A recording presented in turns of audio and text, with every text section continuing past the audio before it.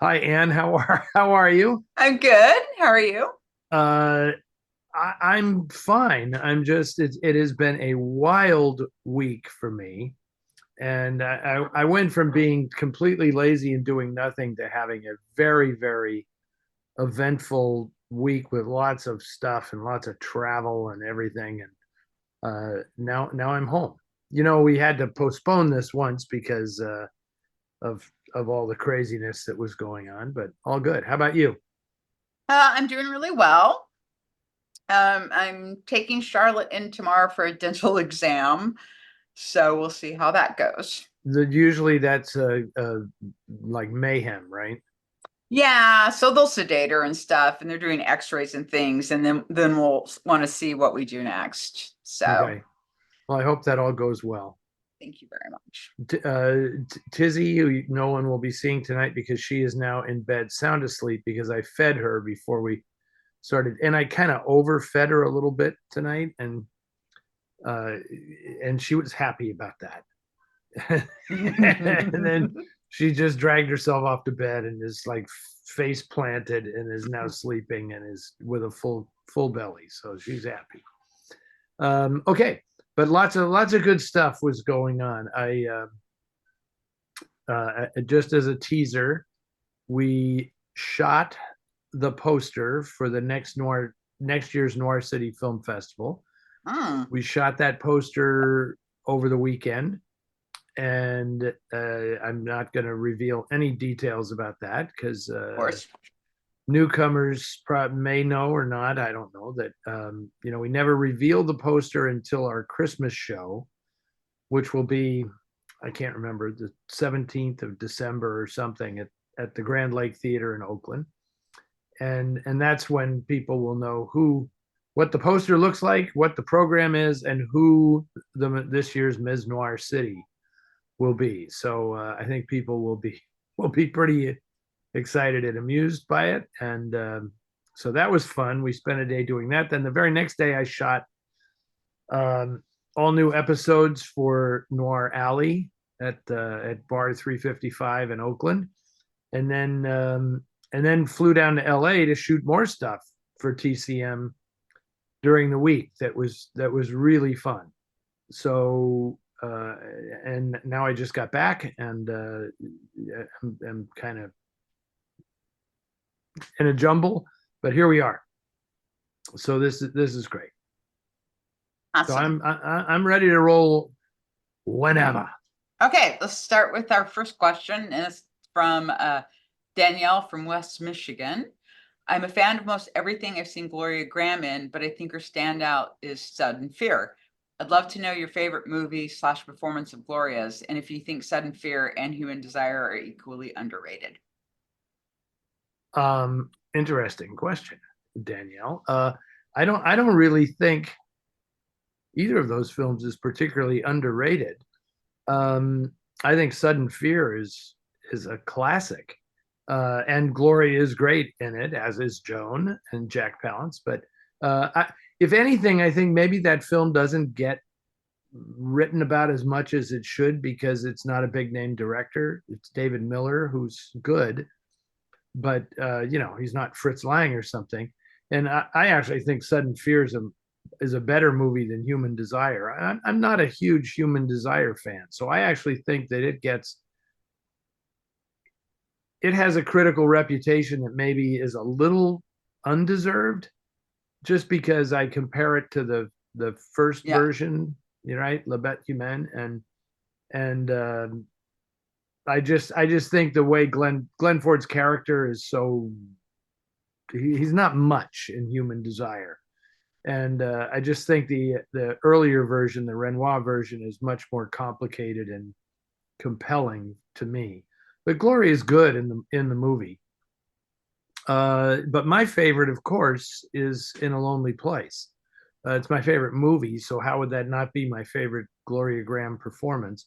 Because I think she actually gets to be a fully dimensional character in Hmm. that film, and she's not just being the bad girl or something.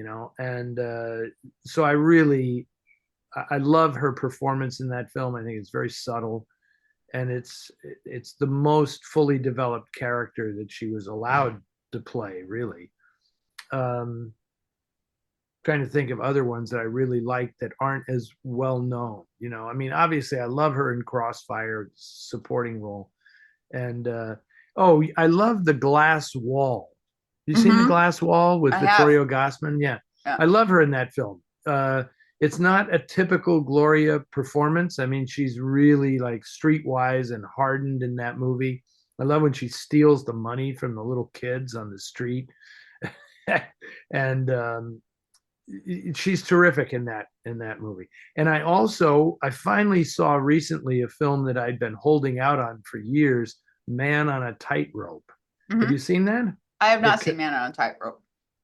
Really good film. That's the Kazan film that he was kind of. It's another his lesser known apologia for you know um, on the waterfront was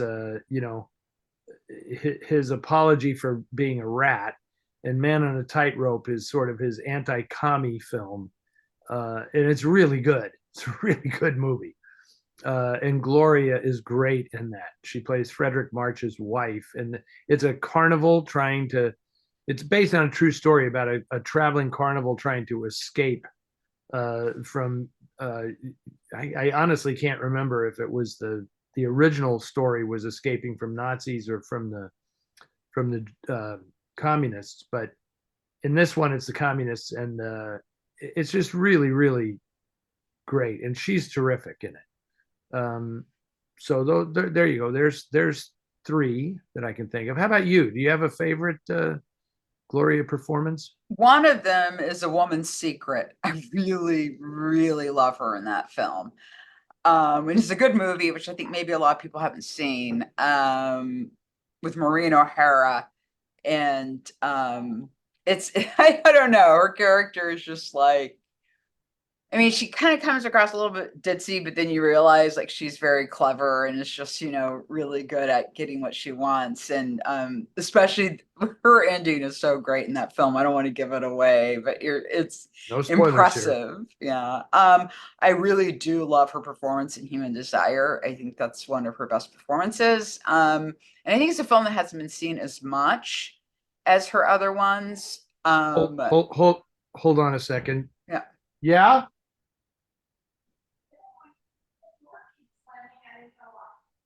Okay. Cameo appearance by my wife. She says the door keeps slamming and I don't know why. And it's like, okay, well, all right. All right. Sorry to interrupt you there, Yeah. Anne. So, Human Desire. Yeah. I mean, Glenn Ford's character always really bugs me in that movie Yes, because, yes. like, especially since he just gets this completely, completely unearned happy ending in that film, which has always Yeah, really I know. bothered me. Well, it's because they made him a Korean War hero or something, and they couldn't have a negative portrayal of a returning war hero Yeah. in an American movie, and it just it diffuses the whole movie. Yeah. Honestly, it doesn't make it as volatile as it could be. He's just kind of a sap, and Hmm. you think really like guys who fought in the war can be this sappy. It Yeah. just didn't seem, and then they shoehorned in his other love interests, Yeah. and it's just like the Yeah. It script just, the script and Alfred Hayes, who wrote the script. I normally think he's just a terrific writer, but clearly they were getting orders from Jerry Wald, like, we have to do this, you have to make it this way, and it makes the movie a little less than it could be in my estimation. yeah. And I'll also always love her as Ado Annie in Oklahoma. Yeah, That is an yeah. incredible performance. I love her so much in that movie. We What was the deal? I just recorded an intro for another of her films that is not very good, Naked Alibi, Yeah. which I will be showing on TCM on Noir Alley soon. And she sings in that movie, but she doesn't, because she was completely tone deaf. Yeah. And the stories about her doing Oklahoma, right? And how Yeah. they had to literally patch the songs together in order for her to lip sync to it because and have it still be her voice, but she could not actually carry the tune.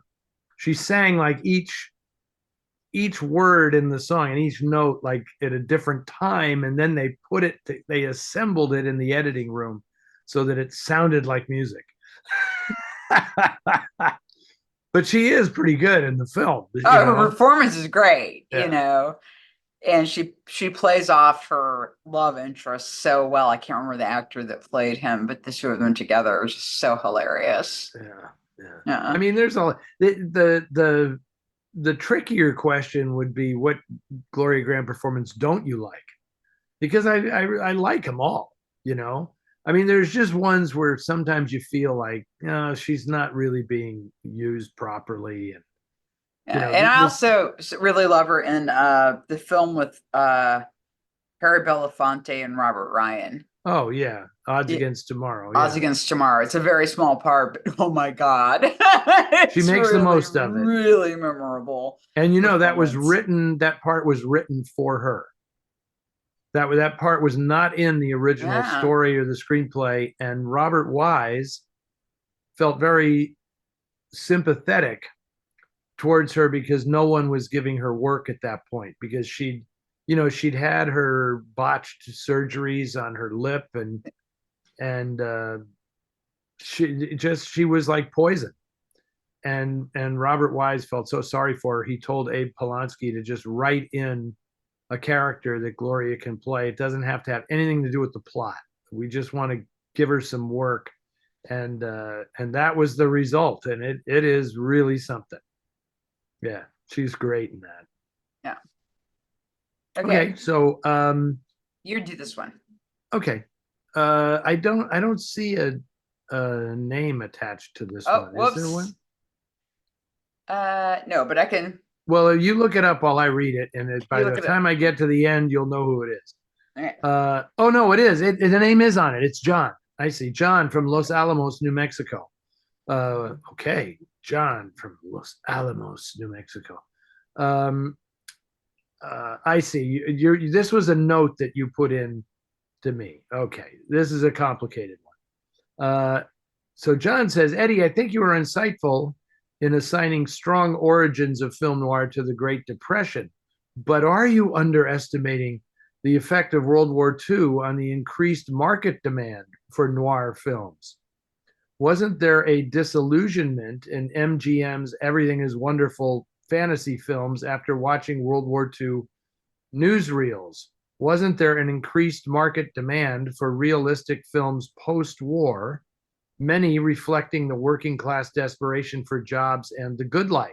He cites Try and Get Me as an example. And he also says, as a kid in the early 50s, I remember discussions about women taking men's jobs and, quote, my wife is not going to work statements. And then he says, very similar to what you hear in The Breaking Point. Okay, this is a somewhat complicated question because I don't really think that Hollywood was that responsive to the marketplace in its product during this era. They would test films, but they didn't. But that was only after they had made the decision about what they were going to make.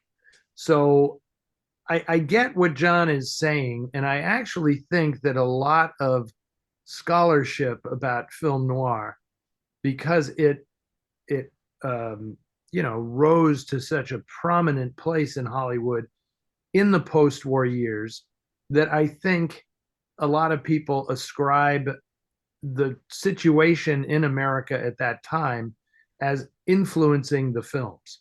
And I think that has been overstated a little bit because it really was that the stuff that was really revolutionary in terms of crime fiction was created in the 1930s, but couldn't be turned into movies. Gangster films were one thing, but crime films where the crimes were committed by ordinary people No, they weren't going to do that in the 1930s. And then when the 40s came around during the war, it was distract people, encourage them, build morale, all that. So there was this pent up thing about we want to tell different stories that were a lot of artists. And you got to remember that this was a really, really rapidly changing era. From the reinforcement of the production code in 1934 to the height of World War II, it was 10 years, right? That's the amount of time it took to go from 2014 to today. That's not a lot of time. Uh, but things changed pretty dramatically. But the thing I like to say about film noir is that it was an artist driven movement because they were waiting for the window of opportunity to make these films. And I think that it's more that the artists wanted to produce this contrary view, this flip side of happily ever after. They'd been waiting 10 years to do this, right? 10 or more years to really do this. And so that's why there was suddenly this outpouring of all of this. And I think the actors were excited about doing it, and Bogart was a revolutionary figure in that regard. And then people were like, yeah, we're going to play this differently. We're going to shoot this differently. So, and then of course it was a lot of copycat stuff. But it became very convenient to say, oh, well, film noir, the femme fatales were all men were upset because women were taking their jobs on the work front. I don't really believe that, because I think when you look at film noir closely, you see that for every femme fatale, there is a self-sufficient working woman who is depicted as the salvation of the man, not the enemy of the man. And to me, that was at that time was almost subversive for Hollywood. Like, these were not women who wanted to be mom. These were working women who were completely self-reliant, and they aren't depicted as the enemy. The femme fatale is the woman who wants to work, or who doesn't want to work and just wants the man to get everything for her so she can live a life of leisure. I don't think there was that much of a fear about women in the workplace. Um, I mean, obviously, some of these things that John you're referring to are absolutely true, and those were generally made by very committed and or progressive filmmakers like Cy Enfield. But Try and Get Me is a classic example because it's based on a story that happened in the Depression. A true story that happened in 1933.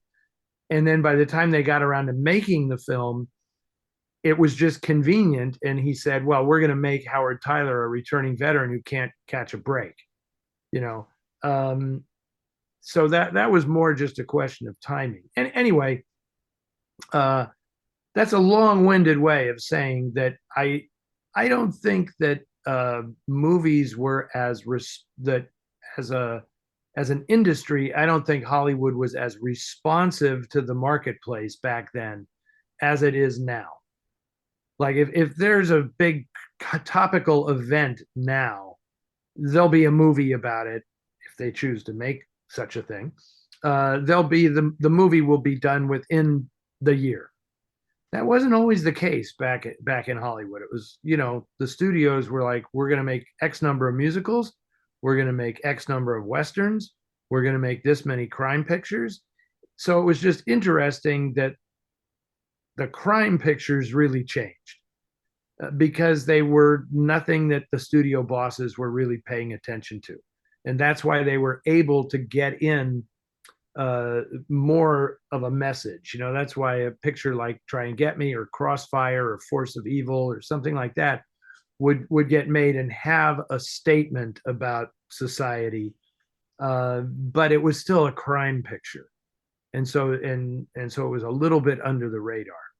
Yeah, and I think too, I mean, in terms of responding to markets. I mean, I think that happened more when the independents came up more, especially like at AIP, and Roger Corman especially was Absolutely. really good at keeping a finger on the pulse of what were the young people wanting to go and watch and changing their films to go along with that as the interest shifted.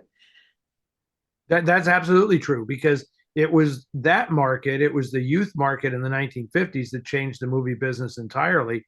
And that wasn't being driven by the major studios. That was being driven by guys like Corman and Samuel Arkoff and American International Pictures and all that. Who made the Cold War monster movies and the juvenile delinquent movies and all that stuff. That showed there was this big untapped market for the movies. I mean, before the 50s, movies were made for adults. And even though Hollywood would do their focus groups, were by and large teenagers. It was because teenagers had time to go to the movies and serve as test audiences, where adults were like, I'm not doing that. I got a job. I got to, I'm working to test this movie at somebody else. So anyway, that's my take on this. I so John, you're absolutely right. I am underestimating the effects of World War II because I don't think there was ever truly an increased market demand for these movies. I think the movies just happened.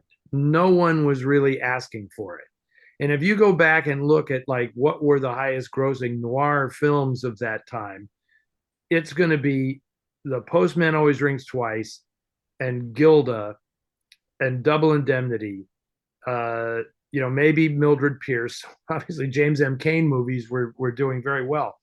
But otherwise, I mean, if you go back and look at like 1946, what was the highest grossing movie? It was Song of the South, right? A movie that can't even be shown today because it's so improper and, you know, uh, but, Going My Way and Song of the South and things like this were the top grossing movies. Noir was marginal and always was. So I don't think there really was a market demand. The market demand was to see Lana Turner and John Garfield in a hot, what passed for hot sex in 1946. That created the demand. Not that it was a noir movie. In fact, MGM kind of fudged it and tried to hide the fact that it was a crime movie in its promotion. So. And again, I mean, Postman Always Rings Twice is a complete Depression era novel. Mm-hmm. I mean, it has nothing to do with post-war America, and yet that's when it got made. So there you go. Anyway, And I recommend everybody read James and Cain's novel Serenade and then watch the MGM's adaptation of it, and you'll see kind of what we're talking about. Hey, that would be. Thank you for mentioning that, Anne, because if there was one book from that era, one great noir novel that has never been properly adapted to the screen, it is Serenade. Yeah. And what's interesting is I think we zoomed right past the window of opportunity to make that film, because I don't think you could make it now because there would be protests really about the sexual stuff in the film, and it's a homophobic novel in a way. And it's a great book. I mean, it might be my favorite James M. Cain novel. But the opportunity to make that movie the way Cain intended it, I think has come and gone. I think that would have been surprised. Like 1960s would have been about the right time for that. And yes, exactly. When they could have done, what I just watched again recently that blew my mind, because I'm showing it on TCM, not on Noir Alley, but just on regular TCM, is I watched They Shoot Horses, Don't They? Oh, gosh. Again. And I was like, I cannot believe that this movie got made in 1969. That is the bleakest, most depressing movie I think ever made in America. Yeah. and holy cow, and they did it, full on. I mean, they didn't skimp on anything. They didn't shy away from the misery of it. Yeah. uh that was strong. So maybe somewhere in there, like 67 to 74, they could have done Serenade, but um the time has come and gone, I'm afraid.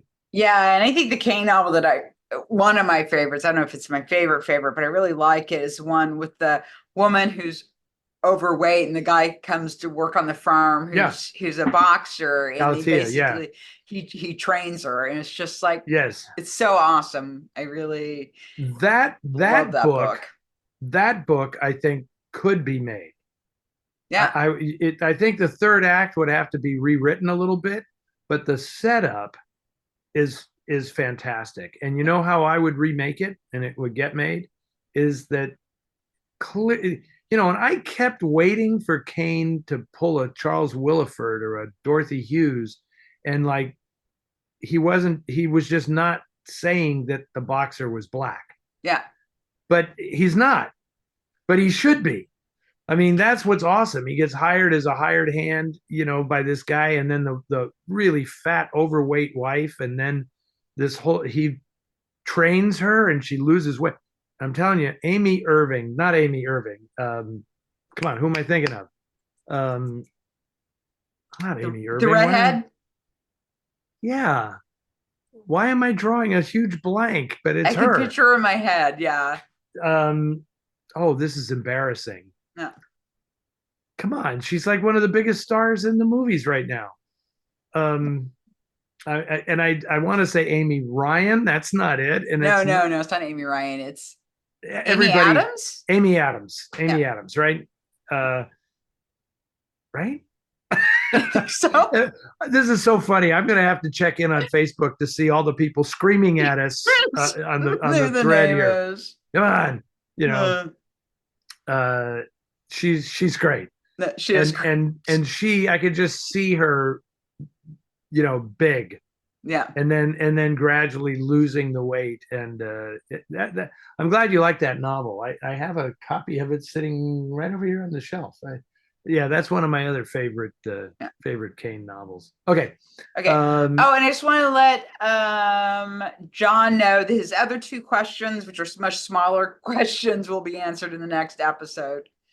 This one was just kind of complicated, so I wanted to give it its own spot. And I hope people hung in for my very long-winded answer there, but it's interesting. I mean, that is a very interesting point, and it's something that I'm not contentious about this at all, but I just, because it was a post-war phenomenon, I think people try to ascribe what was happening in the post-war period as to why the films existed right then, when you can't discount that it was the 10 years leading up to the end of the war in which this stuff wasn't getting done for various reasons. And so it was like a pressure cooker. It was like it was destined to explode, and for all of this stuff to finally get up on screen. Okay. And this is our friend Michael from Post Falls, Idaho. On an October 2023 Ask Eddie, you gave examples of noir hybrids in several genres. One genre you didn't discuss was Gothic romance. Shortly after, my wife and I watched Blanche Fury, which felt like a cross between Jane Eyre and The Postman Always Rings Twice. Any other films you would classify as Gothic noir?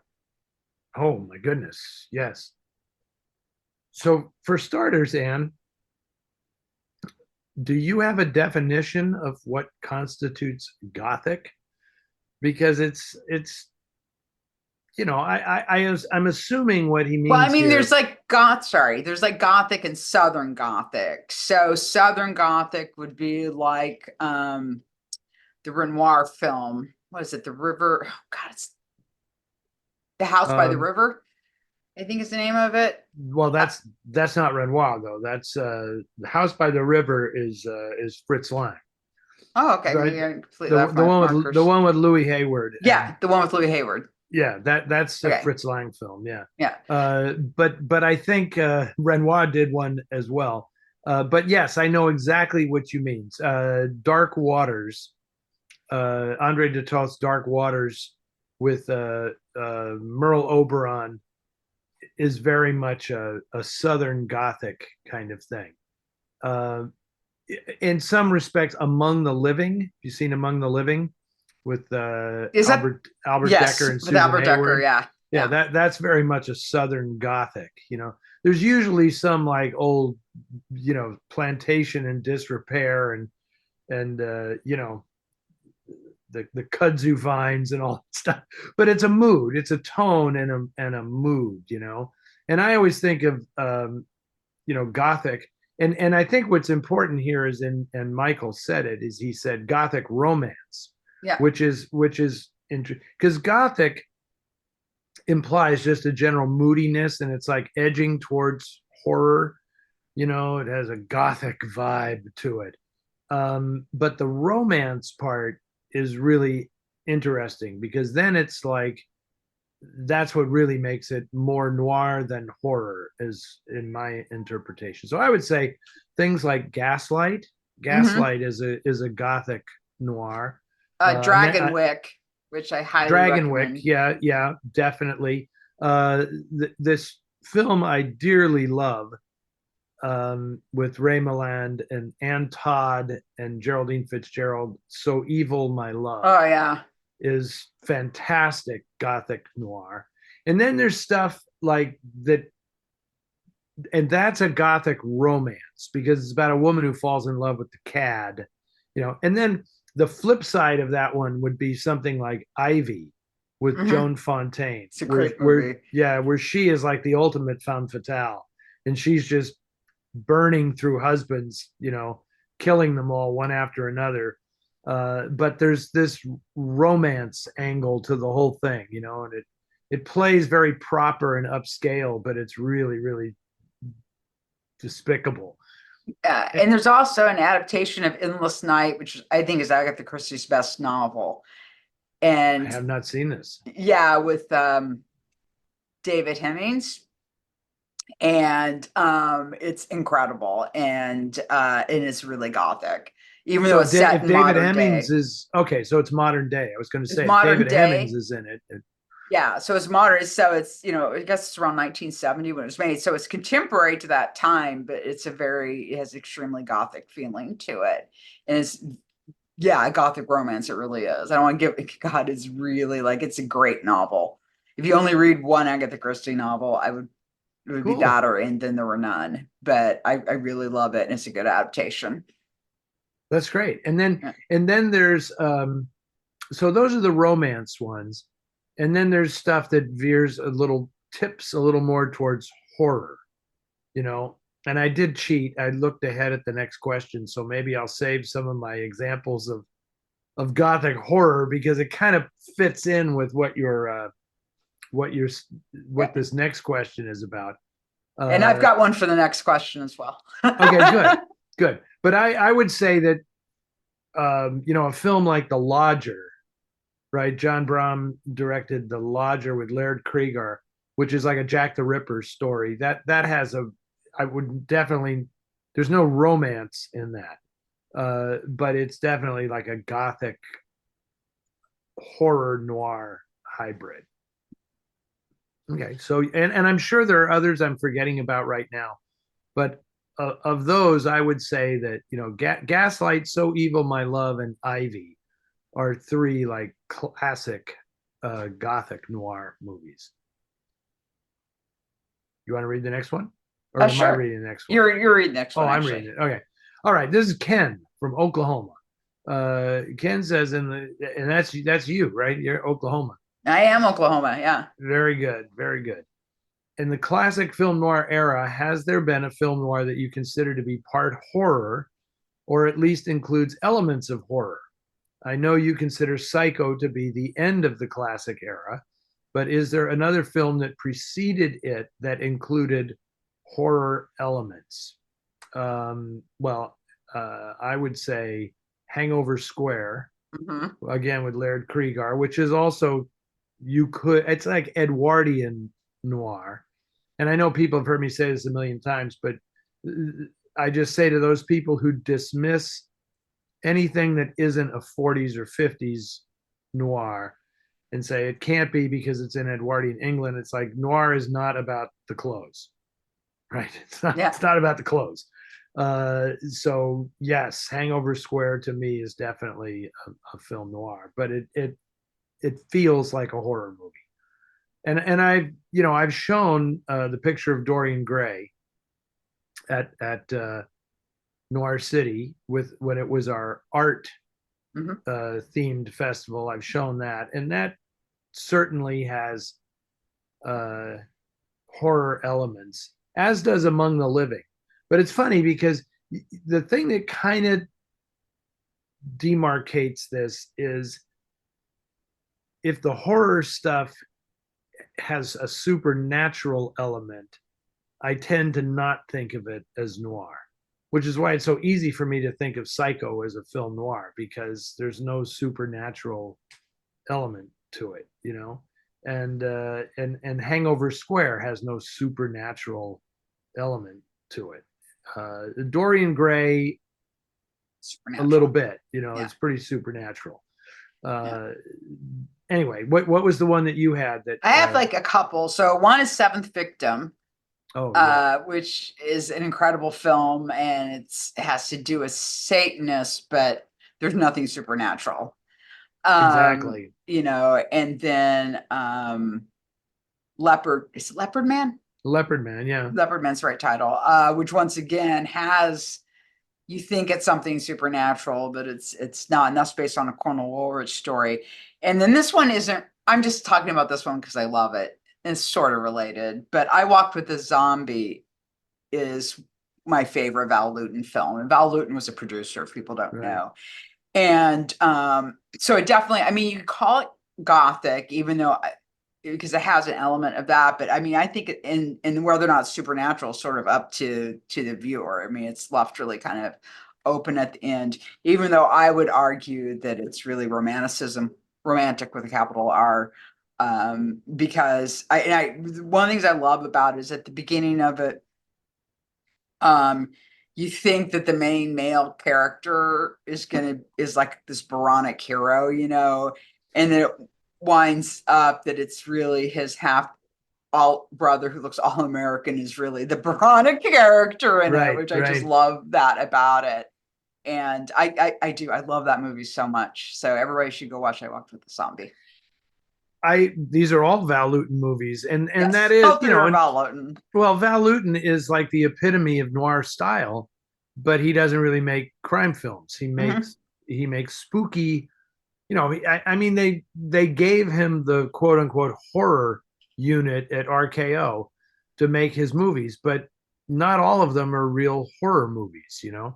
Um, I mean, the cat people were just cat people.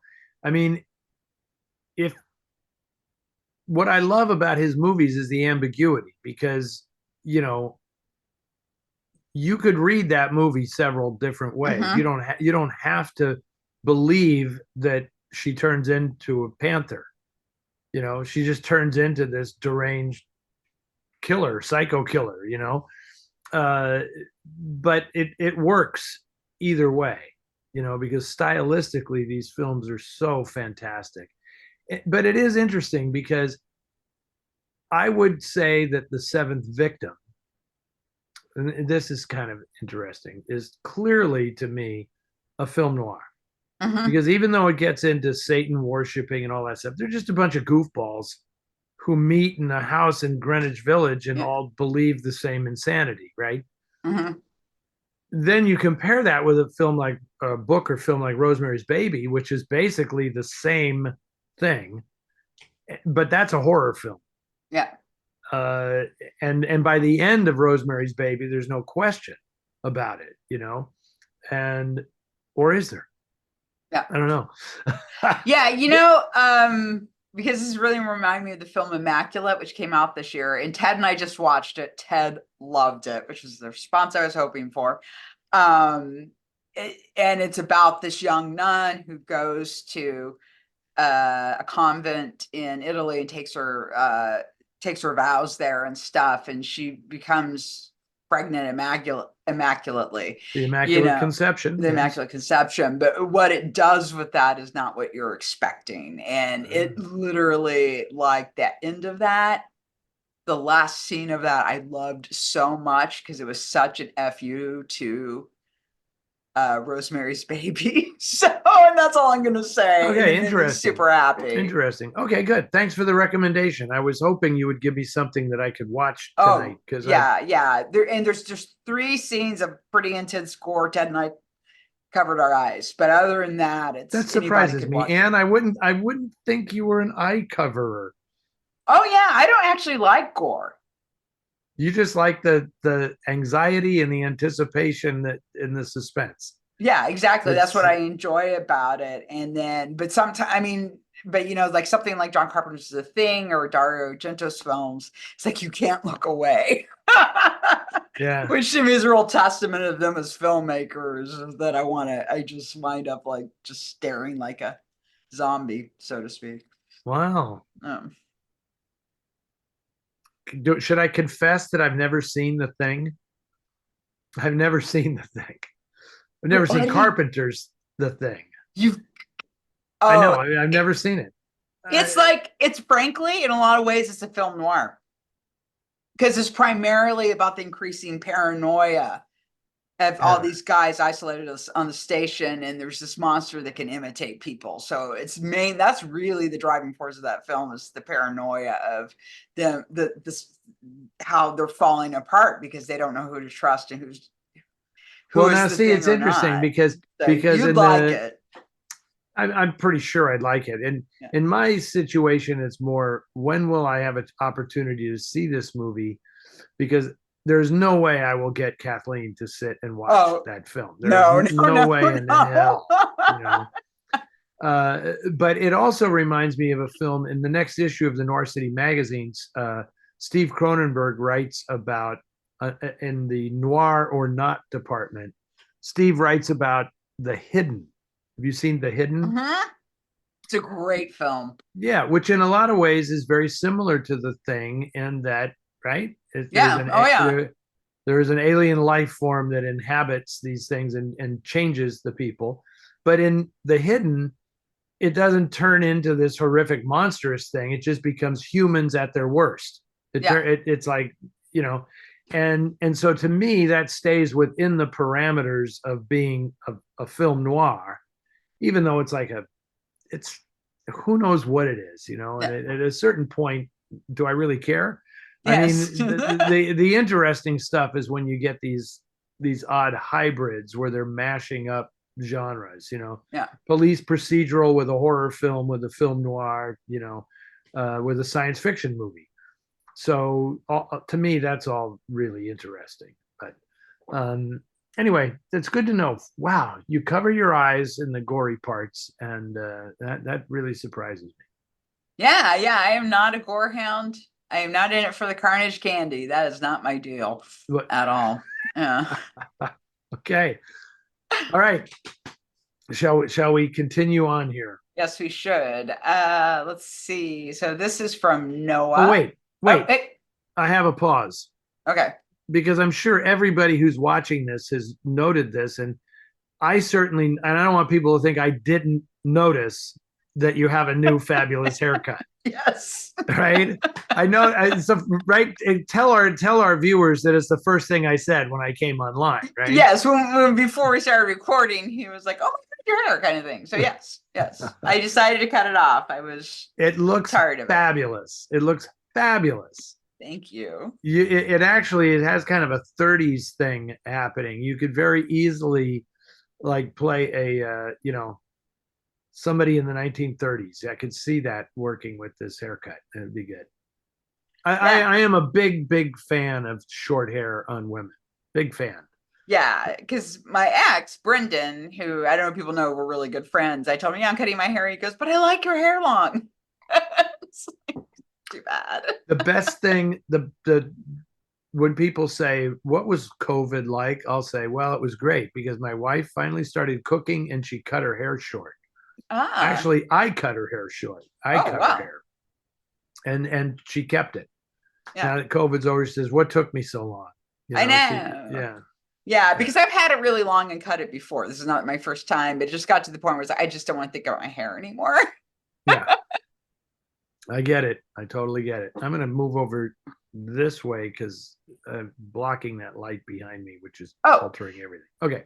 you mentioned Noir City Magazine, our upcoming issue. How do people get Noir City Magazine, Eddie? Oh, if they're not already subscribing to the magazine, they can sign up for the mailing list. You have to do that so we have your email because it is delivered digitally to you. And then you can donate. You must donate $20 or more, and you will get this fabulous digital publication. The new issue has just been put to bed. Will be coming out in a few weeks. And there is a print edition that is available as well that you can buy online from Amazon, and they'll send it right to your door. Otherwise, it is a digital publication that will arrive in your inbox as a PDF. And I will just say that it is the best film magazine out there. I'm sorry, it just is. The writers are so good, and just the approach to writing about cinema is so smart and so insightful and so entertaining that it's I don't want to put down other film magazines, but sometimes it's like people are recycling their graduate thesis or something, and it's like this is not the most entertaining thing I've read. Our magazine, we strive to be entertaining, so I hope you like it.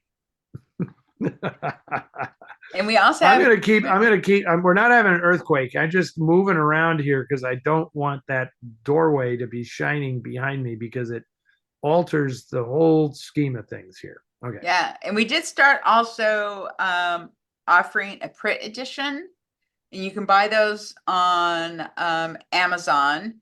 But we appreciate you getting the digital in addition, since we don't get that much money from the Amazon ones. So Correct. it's really good if you can donate to us and get the digital, and then you get that right away. And then a few weeks later, you can pick up the print edition from Amazon. We have back issues of all of the Noir City magazines digitally, which you can get as well. You can just go to our Correct. website, Correct. Noir City and we have a Noir City magazine page with all that information on it, links to all the ones on Amazon, links to the back issues, and link to sign up and donate. So you can just Well say Film done. Noir Foundation, Noir City Magazine, it'll pop that page up. Right. Okay. Thanks for that. Thanks for the promo, Ann. Thanks for prompting. Very good. Okay. I think, are you reading now? I'm reading now. This is from Noah.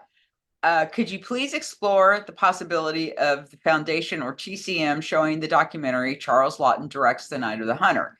As you know, Lawton kept cameras rolling during rehearsals, and so this version features Lawton's voice off-camera coaching actors. I can ask about it. I mean, I believe that TCM has shown this, which means they could, of course, show it again at some point. But hold on, I just really don't understand what's going on here. Why I can't? I'm going to have to move myself is the problem. Okay, hold on. I have a hard time knowing left from right when I do this. Okay, there we go. But I don't know. I'll ask Charlie at TCM if there's any way we can do that.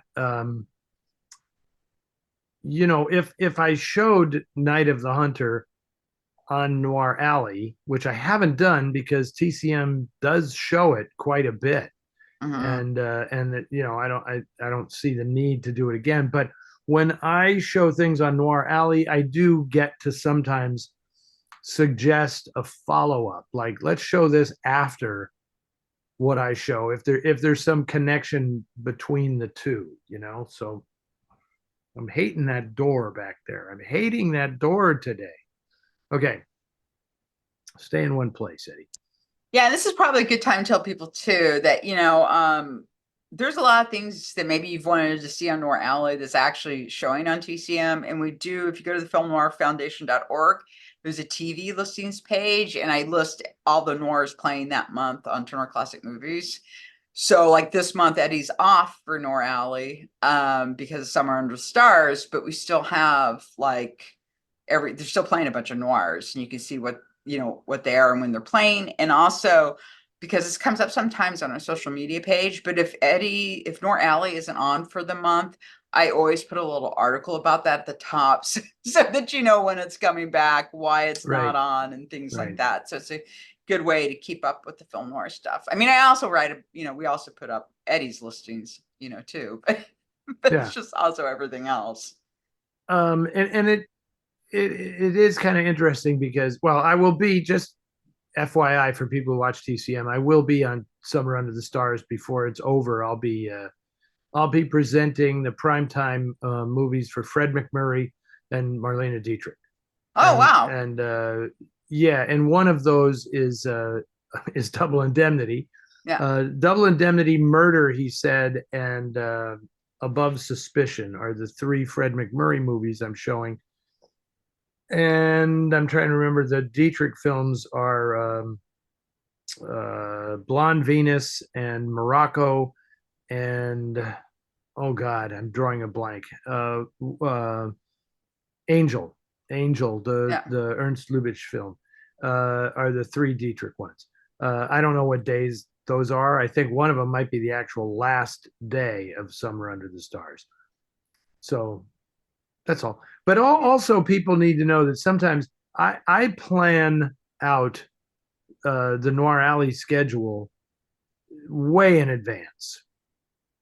So sometimes when people say, wow, I saw this on TCM, why didn't you show it on Noir Alley?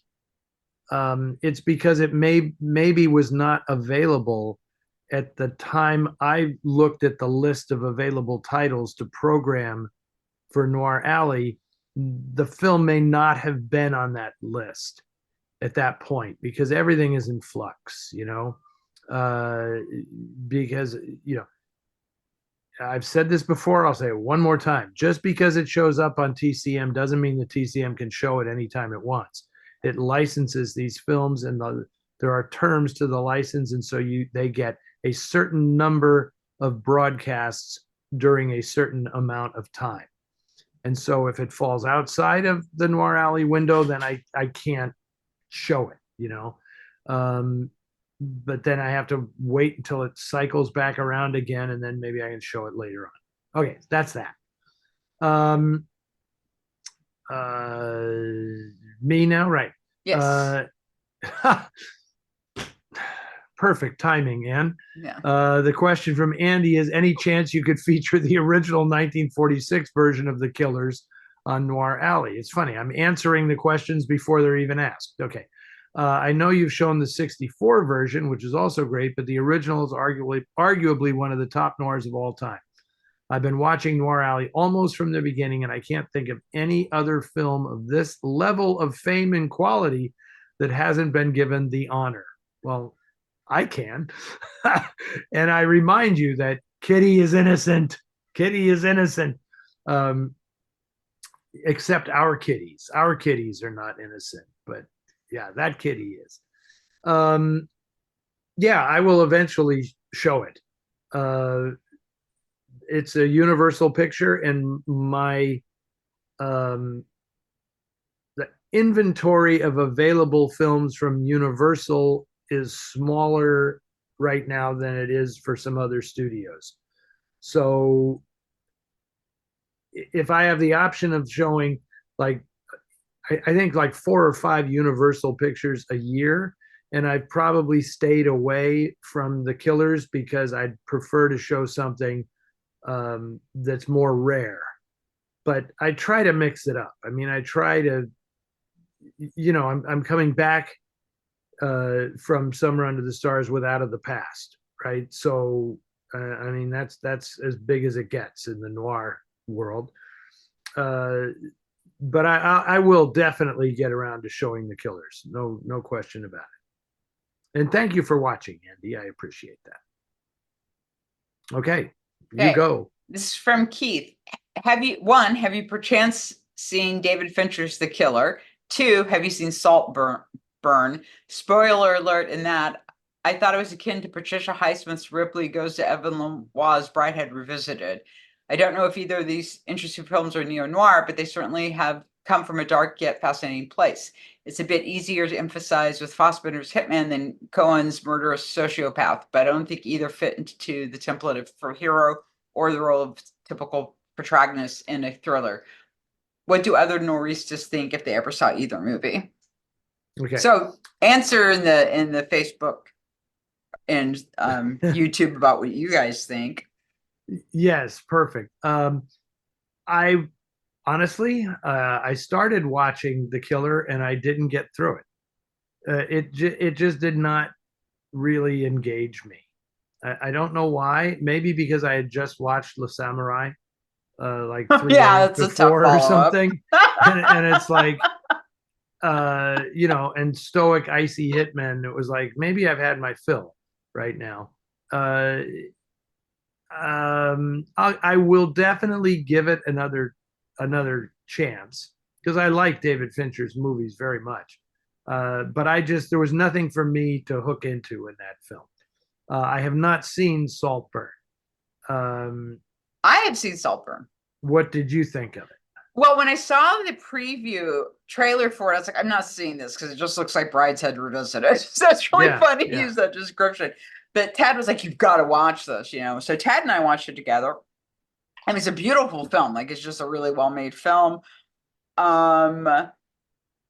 I thought the lead gave an excellent performance. Like, that was a great performance, but I felt like there was a lot of that would be Barry Keoghan. You're talking about Barry Keoghan, yeah, and he's really, really good. I cannot emphasize how good he is in that. It's a great performance.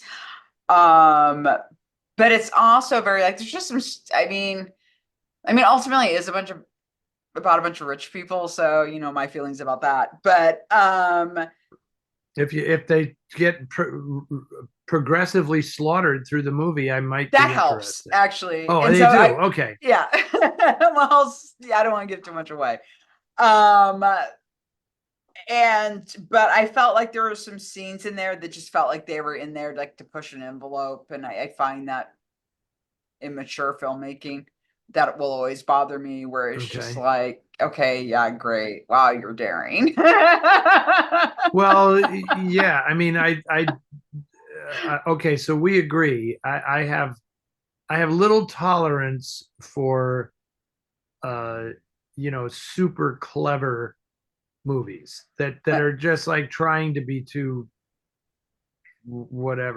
much for their own good, Yeah, and it's just like, look, I've seen John Waters films. Nothing you're going to throw in here is going to shock me that much, and it belonged in his films. I mean, that was his milieu, and just to like go and do this really beautiful production and stuff like that, and have like a really, really psychologically interesting character, and seeing how he manipulates everyone is amazing. So it felt like kind of a disservice to how really okay, so you're saying that it felt the need to kind of go over the top when it probably didn't have to. Oh no, they could have not. Yeah, all the really like shocking things in there were just like, because they get distracting, because you're just like, yeah.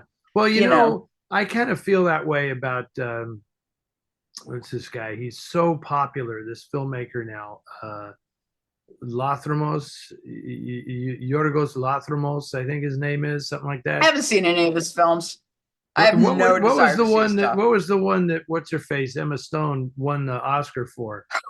I can't even remember the name of it. Yeah, I refused to see it. I had people asking me, I was like, yeah, no way. I didn't get through 10 minutes. No. I mean, it was 10 minutes of that, and I was like, no, I don't need this. This is so overdone. I can't deal with it. And I just, I'm not being hypercritical and saying I shouldn't make movies or anything, but it is so not my cup of tea. Yeah. That if other people love it, and geez, she won an Oscar for it, but I couldn't take it. Yeah. So there you go. All right. Is it Me now or you? It's you. Yeah, and to clarify, I think Saltburn's definitely worth watching. Okay, good, good. I mean, I will probably watch because I like him. You know, I loved him in the. I'm having a hard time with titles tonight. You know, the film with Brendan Gleeson and Colin Farrell, the Irish, the Banshees of Yeah, Rowan whatever, Inish. Yeah. Roan Inish Yeah. or yeah, something like that, Yeah. which I loved. I loved that movie, and I thought he was phenomenal in that role. Yeah, I mean, he's great in Saltburn. I mean, Okay. there's yeah. All right, I may be convinced to watch it, but not before I watch Immaculate. I will Yeah, watch no, watch Immaculate I enjoyed first. Immaculate way more. And the cinematography in Immaculate is very, very beautiful. I mean, it's Okay, a good. gorgeous film. All right, we're coming down the home stretch here. So This is you. This is me? Yeah, 8. Okay. Paul says, I just purchased your new Noir Bar book. Thank you very much, Paul. I appreciate that. And it is awesome. Even better. Thanks. My question is, what was in the Mickey that Casper Gutman gave to Sam Spade in the Maltese Falcon? Well, I can't say for certain, but I would assume it's, well, okay, let's have a quick history of slang. So a Mickey is, the full name is a Mickey Finn, which was named for Michael Flynn, or Mike, sorry, not Michael Flynn. We know about Michael Flynn and his crimes against America, but Michael Finn, who was a crook. He was a low life criminal in Chicago in the late 1800s, and he graduated up to being a bartender. And they ran this thing where if somebody came into the bar looking like a swell, he would slip something in their drink. And I believe usually that is chloral hydrate. Yeah. Is what they use to knock people out. They put it in a something you drink, and it knocks the person out. And then of course they would rob this person and leave him in a alley someplace. And they'd have, my understanding is that chloral hydrate kind of wipes out your short-term memory as well as knocking you out. You can't actually remember how you ended up in the gutter. So as far as I know, that's what's in a Mickey Finn is chloral hydrate. And you know, what can I tell you? If I had a daughter, the first thing I'd tell her is never take a drink from somebody that you don't know, and always watch them make the drink. That's good strategy. You know, no matter who you are or where you are, always watch them make the drink. So yeah, I was in where were we? In Salzburg, Austria, and with a friend of mine, and he was convinced that he got slipped a Mickey in one of his drinks because he was making rude comments about the locals, and I didn't get dosed because I'm not that dumb. But anyway, that's it. That was the simplest one tonight, right? It's chloral hydrate, and it's Michael Finn. Michael Mickey Finn is the guy who created all that. Okay, you go.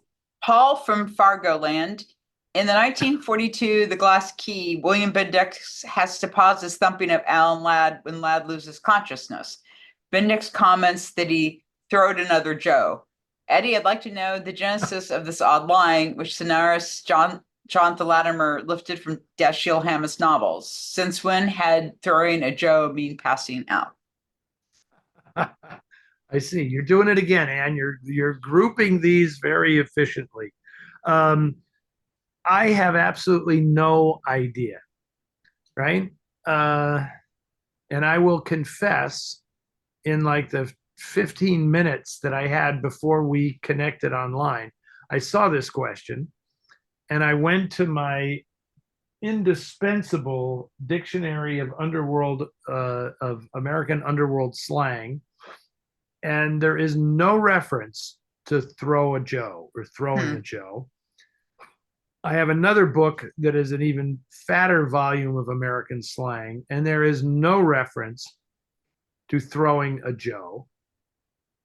But so I have no idea where that came from, and who knows? Maybe Hammett was just playing with everybody, and he puts it in there as slang, and they bought it. I mean, Hammett hung around with some unsavory characters in his line of work, and he may have picked this up somewhere along the line. And certainly, Jonathan Latimer was an expert at slang and loved using slang in his novels and his screenplays. But I wish I could tell you if there's some meaning to this. My my vague understanding, and I is throwing a Joe, I think, had to do with convulsions before passing out. I think that's look out, get back, he's throwing a Joe. That was kind of my vague understanding of it. Was it wasn't just like getting knocked out, it was that you had to it was the process of like the throes. Maybe that's it. It's like death throes. Maybe it's Yeah. the throes of, you know, before you're limp. So that's the best I got. Okay. Makes sense to me. Yeah, there you go. All right. So the last question we're going to do tonight is from Doug. And Doug wants to know who is in the noir. Well, it's funny, the noir film or the film noir Police Detective Hall of Fame. They do not have to be the prime character. Okay, we kind of did this the last time, I think, because we talked, right? Somebody asked about We casting. were talking about something like this because we talked about the detective in Woman on the Run, which is I think one of my favorites. Robert Because Keith. Robert Keith. Playing Yeah. Detective Ferris. Yeah. Ferris, I think. Yeah, he was pretty great. He was pretty great. And then But I also go so ahead. no, I mean, and this isn't I don't know if this is because he's particularly a great detective, but from The Killers, his friend Edmund O'Brien, who's a cop, and I don't know why, but for some reason he's always like stuck in my mind. That character has. You There's just you something mean not about him. Edmund O'Brien? Not You mean Edmund O'Brien. Jesus, sorry. Um. Ah, isn't Sam Jaffe or not Sam Jaffe? not Sam Sam Jaffe. Levine. Sam Sam Levine. Levine. Thank Sam you. Levine is Not the Edmund cop, O'Brien. and Sorry, Sam Levine. Sam Levine. Yeah, and there's Yeah. that great scene where he's like on the rooftop with it in his sweatshirt, and Yeah. yeah, he's good. He is good. But I mean, I mean, going uh, back to like the Maltese Falcon, you got Barton McLean and Ward Bond as the two cops in that one. I mean, you can go right through I Wake Up Screaming is, the great Laird Cregar. He's come Yeah. up 3 times tonight, and he was a bad cop. Very bad cop. Ed Cornell, he was a bad cop in that one. Um, Mark McPherson, Dana Andrews, and Laura is a police detective. Dana Andrews played a few of them. He's Yeah. also, I really like his performance in Where the Sidewalk Ends. Another, kind of taciturn, tightly wound cop in that one. Um, I think when we did this question, when they said, who would you cast if you were making the ultimate film noir? I think for the police detective, I chose Regis Toomey Yeah. as because he played that character in so many movies, right? That it's just like an automatic. Um, Robert Ryan, even though he's not a good cop, I guess he's a cop that gets redeemed. In On Dangerous Ground, On yes, Dangerous yeah, Ground, yeah, absolutely. Then there are guys who were like should never have been cast as policemen, and number one on my list is Robert Mitchum. Robert Mitchum in The Racket, Yeah. opposite Robert Ryan, is like, no. Yeah. I just don't believe it. Robert Mitchum playing a cop is just totally wrong, you know. But he was the biggest star they had at RKO at that point, and like he was going to be in that movie, even though nothing says cop. You know, Dana Andrews as a cop, Yeah. I totally get that, right? But not Mitchum. Did Bogart ever play a cop? Well, he was. I mean, like in The Enforcer, he's not a cop, right? He's like the I forget what he District. was. No, Like I the mean he's district played like attorney. district He's a attorneys, he's district played attorney. lawyers, he's played But I don't think he detectives ever and played a journalists, but I cop. don't think he's played an actual cop. He sure didn't play cops in the 30s. I mean, No, no, no, that no. He was was unheard of. No, I second or don't third think. banana in the gangsters. Yeah, yeah.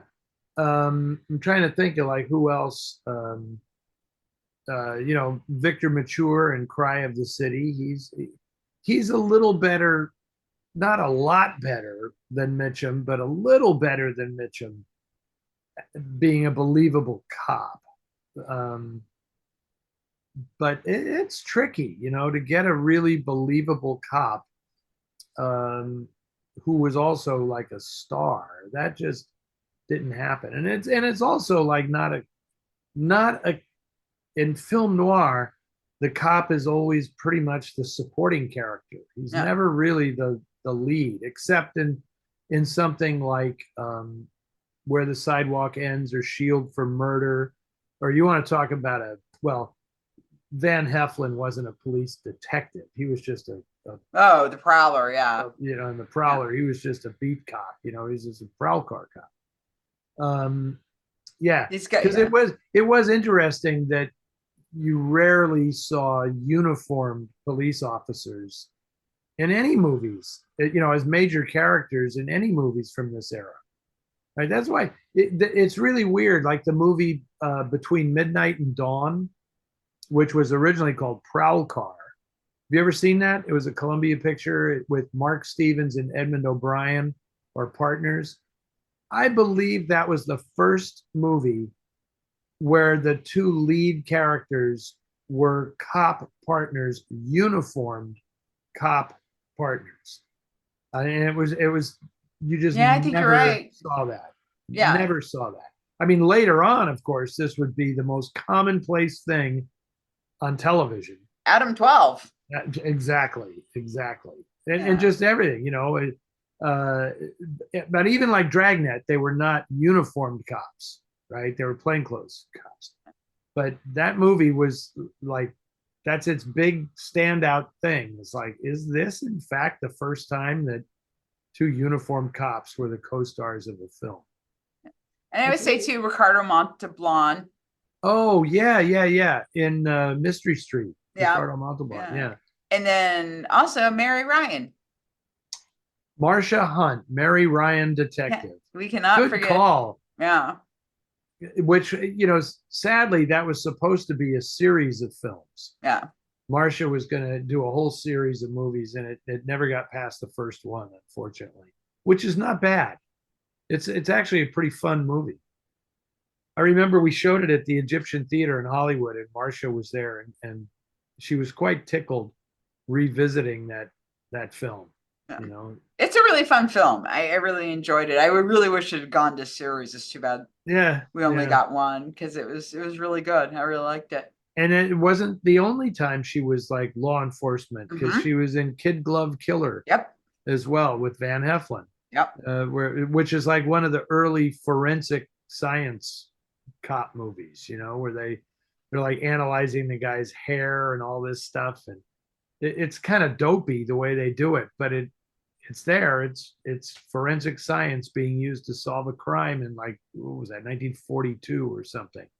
That was pretty early. He Walked at Night. Yes. Oh yeah. Well, yeah, that was the biggie. That was the birth of Dragnet and the whole bit. And so. Jack Webb's actually in it. Indeed, he is, and his eyes and ears were open when he was playing that part, because he stole the whole thing. Yeah. To make Dragnet. Made Dragnet. I can't say he stole it. You know, I mean, but that was right in his wheelhouse. Yeah. Okay, but I just cannot avoid this door behind me. So if this has been bothering people all night, I apologize. I should have gone in there. And I think even the shades are down and it's still blasting You really sunlight see down. the light. Yeah. Okay. I'm just going to pretend it's really arty cinematography here. But the one good thing, Anne, is it's not that hot here Oh, I'm tonight. glad. So even though I'm wearing my like Hawaiian shirt that has, I know you can't see this, but it has cats hidden all through it. Black cats are hidden throughout the shirt. Oh, I see one.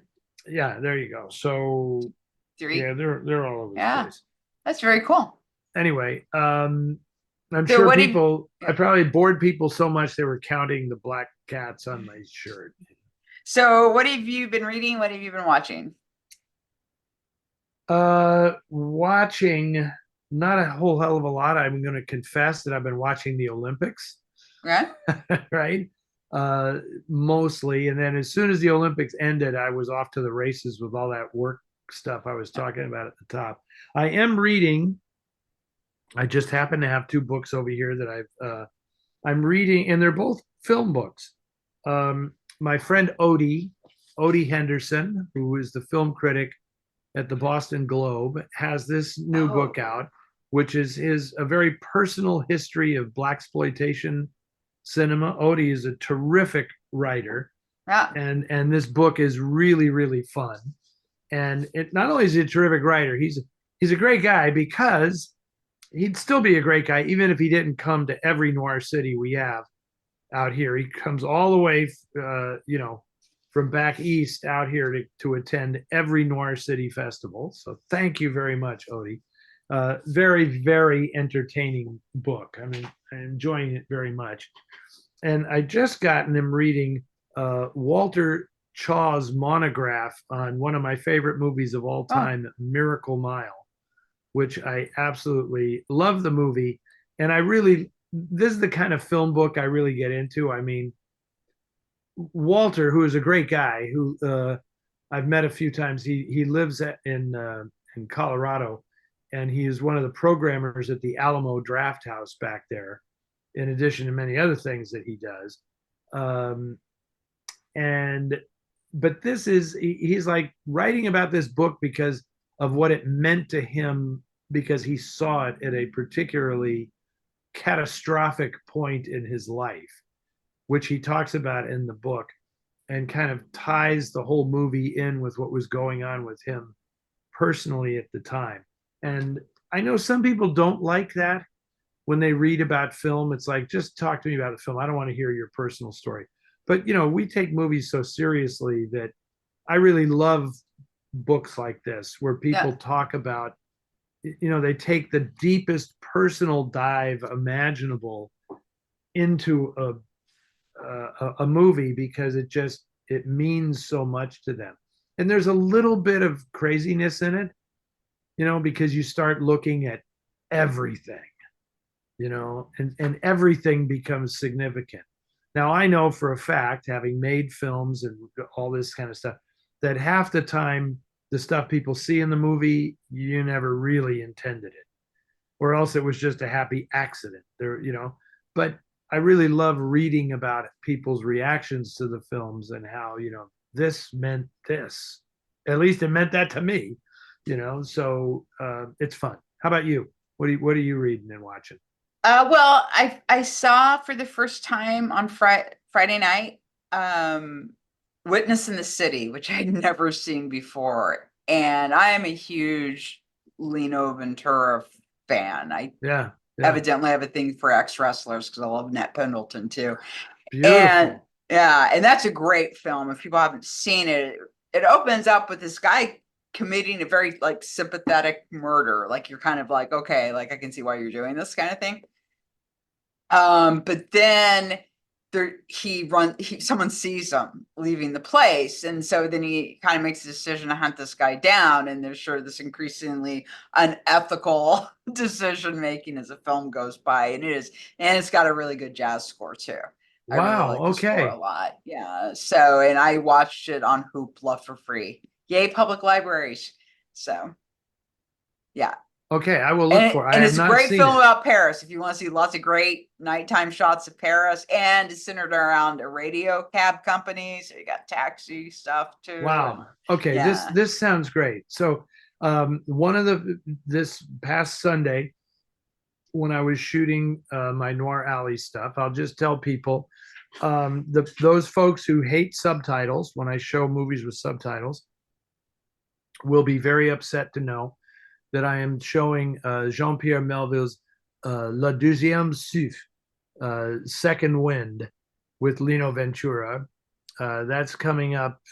I don't know exactly when, sometime this fall, and it was really fun to talk about him in my intro and outro, and just as a little advanced preview of that intro, it cracks me up that do you know about this, that some television network in Paris, like in 2005, did a big thing where they polled the citizens of France to choose their 100, and it was kind of weird because they called it the 100 greatest Frenchmen Yeah. of all time, even though it wasn't exclusively men. Yeah. Right. So, I mean, Edith Piaf and Madame Curie are on this list, and Lino Ventura was number 23 He's on the list. Italian. He's Italian. He's Italian. Yeah. And so this just cracked me up that the only actor who placed higher on the list, of course, was Jean Gabin. Well, so And but how interesting is that Lino Ventura was before Belmondo. yeah. He was before Alain Delon. And there are other, earlier very famous, Louis Jauvert and Michel Simon, all of these legendary French actors, and Lino Ventura was number 23 in like the top 25% Awesome. of the greatest Frenchmen of all time. Yeah, he's from Parma. He's not from Paris. He's from Parma. Yeah. Well, and I hope you talk about, because Angiolino Giuseppe Pasquale Ventura. That's his actual name, right? The Lino comes from Angiolino. Oh my goodness. And that just kills me, that how amazing is that? And of course, he couldn't act. I mean, he could act, but he always said, I'm amazed that I have this career because I can't act. I just play me. I'm me. In every movie I make, I'm me. And that's good enough. Yeah. He was also, too, something I think is really wonderful about him, too, was his son had severe mental disability, and he actually really started fundraising and bringing that into awareness, and doing a lot of good in that field because of his son. And he started a massive nonprofit foundation that I think is still going on. Pretty cool character. And like you say, a professional wrestler and boxer who suffered an injury that cut short his career, and then somebody took him to the set of Touché pas Grisby, and Jacques Becker immediately put him in the film. He took one look at Lino Ventura and said, "This guy's got to be in the movie." And whoever had the part before him, they like threw the guy out. He said, "This guy is the silent heavy, that shows up at the restaurants in his trench coat and everything." And it was like that was the start of his career. And I think I haven't done a examination of this, but I think the guy made like 80 movies, and I don't know if he ever played anything but a cop or a crook in any of these movies, right? That was pretty much it for him. A face for crime. Oh, and I did also want to say that I also, past 2 nights, I watched The Night Stalker and The Night Strangler, which were the 2 TV movies that started the Kolchak character, which was directed by one of my heroes, Dan Curtis. Dan Curtis, yeah. Yeah, and I thoroughly enjoyed them because Charlotte hasn't been feeling well, so I wanted to spend time with her. So we watched those the past 2 nights, and they were so good. And Simon Oakland, I think, what I think it Yeah. was somebody had mentioned Simon. Well, yeah, it was partly someone mentioned Simon Oakland, but also I watched this thing on Trilogy of Terror. These two guys talking about the movies on YouTube, and I have a Dan Curtis thing going, and so Ted will be subjected to something at some point. So I hope there are people watching who are old enough to know who we're talking about, Dan Curtis. And what a niche he carved for himself in the business. So is there a Dan Curtis today? Who is the Dan Curtis of today? I don't think. I mean, maybe Mike Flanagan, because I was gonna, yeah, I was yeah, I thinking would of say him. Mike Yeah, Flanagan, yeah, because of working extensively in TV and having a very unique style, and also taking on a lot of classic Gothic literature, which Dan yeah, Curtis also yeah. did. So yeah, I would say, and also being able to have that sense of humor as well, and Right, right. things like that. Yeah, so I would say, yeah, I would say Mike Flanagan. But people also, you have to remember, Dan Curtis also was the person who brought professional golf onto television, ruining my childhood because my parents watched professional golf. And he also, Oh of my course, God. yeah, and he also did Winds of War, which is Yeah, probably, yeah. you know, I I knew that. I yeah. didn't know about the golf. I didn't know Yeah, that yeah, he was yeah. He was a producer responsible for for that. Wide Wide World of Sports, and he was the one that brought like golf onto television. I don't, Yeah. well, he pacifies Okay, so my parents were staying with me at my condo. pacifies a lot of people with that. So my parents watched professional golf. They were both avid golfers. And so they were staying with me in Seattle. And in my condominium building, they had like a spare little apartment. So if you had people coming out of town, you could put them up in this little apartment, but it didn't have like a TV. So I'd come home from work. And by this time, my parents were probably, I don't know, around 70 or so.